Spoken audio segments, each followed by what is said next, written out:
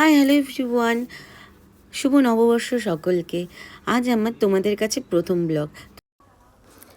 আর এত বৃষ্টি হচ্ছে আজকে। নববর্ষের দিনে কিন্তু বৃষ্টি হলে কিন্তু মনটা সকলেরই খারাপ হয়ে যায়, কারণ আজকের দিনে কিন্তু সকলে কিন্তু একটু বাইরে ঘুরতে বেরোয়। যাই হোক, বৃষ্টি চলছিল, তারপরে কিন্তু বৃষ্টি থেমেও গিয়েছিল। আর আমি আর দেবজ্যোতি বেরিয়ে গিয়েছিলাম একটু ঘুরতে। তো কোথায় যাই, আমরা একটা লং ড্রাইভে যাচ্ছিলাম। লং ড্রাইভে যাচ্ছি, কোথায় যাব তার কোনো মাথামুন্ডু কিন্তু পাচ্ছিলাম না। তারপরে আমরা নয়াবাজারের দিকে রওনা দিয়েছিলাম। তো নয়াবাজারের দিকে রওনা দিয়ে দেওয়ার পরে আমরা ভেবেছিলাম তাহলে একটু নিঃসানী মাকেই দর্শন করে আসা যাক। তার জন্য আমরা কিন্তু নিঃসানী মায়ের মন্দিরের দিকেই যাচ্ছিলাম। আমরা যখন নিঃসানী মায়ের মন্দিরের দিকে যাচ্ছিলাম, তারপরে আসলাম ওদিক থেকে। আর আস্তে আস্তে কিন্তু, আর এটা হচ্ছে গঙ্গারামপুর পুলিশ স্টেশন, যেটা আমার খুব ভালো লাগে, কারণ সামনে এত সুন্দর করে সাজানো গোছানো।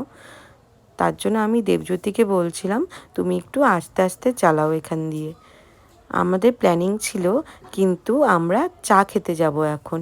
তো কোথায় চা খেতে যাব তার কোনো ঠিকানা ছিল না, কারণ দুটো জায়গার মধ্যে আমরা কনফিউশনে পড়ে গিয়েছিলাম যে স্টেশনে যাব নাকি ফোয়ারা মোড়ে যাব।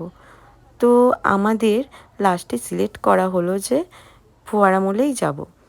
তো আমরা সেজন্য ফোয়ারা মোড়ের দিকেই এগোচ্ছিলাম। আর বৃষ্টি হয়েছে জন্য কিন্তু রাস্তাটা একটু শুনশানই ছিল, কিন্তু সন্ধ্যাবেলার দিকে কিন্তু বেশ লোকজন হয়েছিল। আর সবাই কিন্তু বেশ সাজুগুজু করে বেরিয়েছিল। আর আমিও একটু ঘুরছিলাম, আর হাওয়াও লাগছিল, ঠান্ডা ঠান্ডা লাগছিল।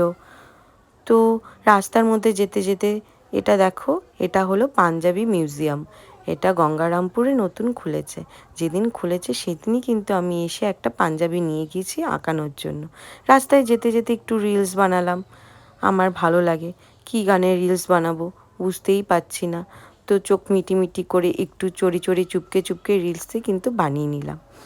তারপরে আমাদের রিলস বানানো শেষ হয়ে গেল। এখন দেখো আমরা মিলানি ক্লাবে পৌঁছে গেছি। ওখানে কিন্তু বিশাল করে শুভ নববর্ষের দিন গণেশ পুজো হয়। আর গণেশ ঠাকুরটা কিন্তু খুবই সুন্দর ছিল। তারপরে এখানে দেখলাম হাত ধুচ্ছে সবাই, বড় বড় কড়াই ধুচ্ছে। কিন্তু প্রসাদ কোথায় দিচ্ছে? হ্যাঁ, প্রসাদ দিচ্ছে। আমি একজনকে জিজ্ঞেস করলাম, তো বলল যে প্রসাদ দিচ্ছে ভেতরে। তারপরে আমরা ঠাকুরটাকে খুব ভালো করে দর্শন করে আমি কিন্তু প্রণাম করে নিলাম। দেবজ্যোতিকে বললাম যে তুমি একটু প্রণাম করে নাও, তারপরে আমরা প্রসাদ খেতে যাব। এবার দেখো আমরা প্রসাদ খেতে ঢুকে পড়েছি। তো আমি ভাবতে পারিনি ভেতরে এতটা ভিড়, এত লোকজন বসে সবাই প্রসাদ খাচ্ছে, আর সবাইকে পেট ভরে প্রসাদ খাওয়াচ্ছে। দেখো এখানে বড় বড় বোলের মধ্যে কাকুরা সব প্রসাদ তৈরি করছে, আর সবাই কিন্তু লাইন ধরে আছে। একদম সব জায়গা ব্লক হয়ে গিয়েছিল।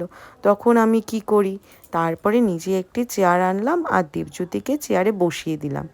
বসিয়ে দেখো গরম গরম খিচুড়ি কিন্তু আমাদের দিয়ে দিয়েছে।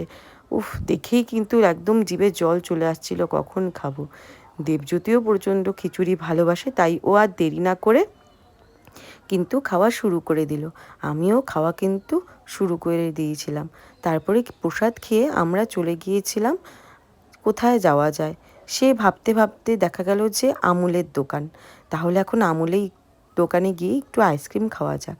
তারপরে আমরা সোজা চলে গেলাম আমুলের দোকানের সামনে গিয়ে আইসক্রিম খাওয়ার জন্য। আমার তো এখনই ভালো লাগছে, কারণ আমার আইসক্রিম কিন্তু খুবই পছন্দের। তো আমরা দেরি না করে ঢুকে গেলাম আমুলের দোকানে। তো সেখানে এখন কোন আইসক্রিম খাবো সেটা নিয়ে একটু কনফিউশনের মধ্যে পড়ে গিয়েছিলাম। দেবজ্যোতি বলছিল যে কুলফি খাবে। আমি বললাম যে না, কুলফিটা খেও না, অন্য কিছু খাও। তো বারবার করে একটু কনফিউশনের মধ্যেই পড়ে গিয়েছিলাম, এটা খাবো নাকি ওটা খাবো, কোনটা খাবো। তো আলটিমেটলি আমরা দুটো বাটারস্কচ কিন্তু নিয়ে নিলাম। এটা কিন্তু আমার খুবই প্রিয় আইসক্রিম। তো দেখো এখানে দেবজ্যোতি পুরো আইসক্রিম খুঁড়ে ফেললো এত তাড়াতাড়ি, কিন্তু আমি কিন্তু আইসক্রিমটা খুলতে পারছিলাম না। শেষ পর্যন্ত কিন্তু আমিও কিন্তু খুলে ফেললাম আইসক্রিম। তারপরে আমরা দেখো আইসক্রিম কিন্তু এখন খাবো। দেবজ্যোতি তো অটোমেটিক্যালি খাওয়া শুরু করে দিল। ও একটু আস্তে আস্তেই খায়, আর আমি তো একদম, আমার দেরি সহ্য হয় না, তার জন্য আমি তাড়াতাড়ি করে খেয়ে নিচ্ছি। আইসক্রিম হোক বা চকলেট, আমি দেরি করে খাবো, আমার সেটা একদম পছন্দ হয় না। তাই কিন্তু আমি তাড়াতাড়ি আইসক্রিম খেয়ে নিলাম।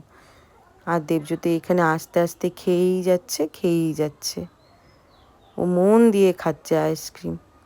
তারপরে আর একটা আইসক্রিম কিনতে চলে গেল দেবজ্যোতি। তো তখন কি খাবে এটা নিয়ে একটু কনফিউশনে ছিল। শেষ পর্যন্ত কিন্তু ভ্যানিলাটাই আমরা খেলাম। আগেরবার খেলাম বাটারস্কচ, তো এবার আমরা খাবো ভ্যানিলা। তো দেখো, দেবজ্যোতি কিন্তু এখানে আমাকে নিয়ে এসে দিল, ও নিজেরটাও নিয়ে এসে নিল আর আমারটাও নিয়ে এসে দিল। এটা হচ্ছে আমুলের ভ্যানিলা। কিন্তু আইসক্রিমটা এতটাই শক্ত ছিল, মানে আমি কাটতেই পারছিলাম না, প্রচণ্ড কিন্তু শক্ত ছিল। তো শেষ পর্যন্ত আস্তে আস্তে কিন্তু আমরা আইসক্রিমটা খেলাম। তো বাড়ির জন্য 3টা আইসক্রিম আমরা নিয়ে নিয়েছি।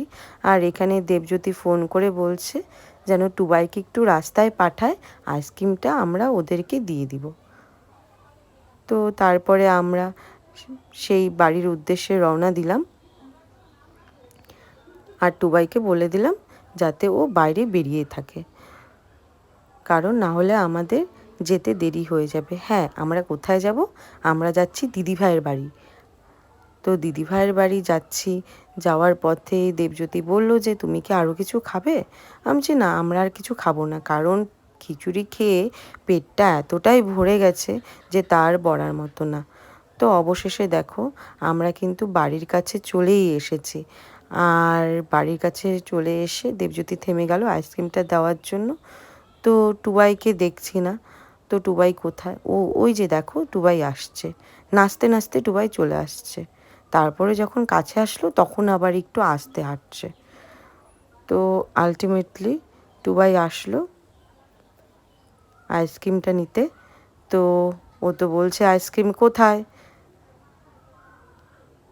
ও ছবিটা তুলতেই দিচ্ছে না। এই যে আইসক্রিমটা নিয়ে গেল, তারপরে আবার গিয়ে দেখছে যে আইসক্রিমে কি আইসক্রিম নিয়ে এসেছি।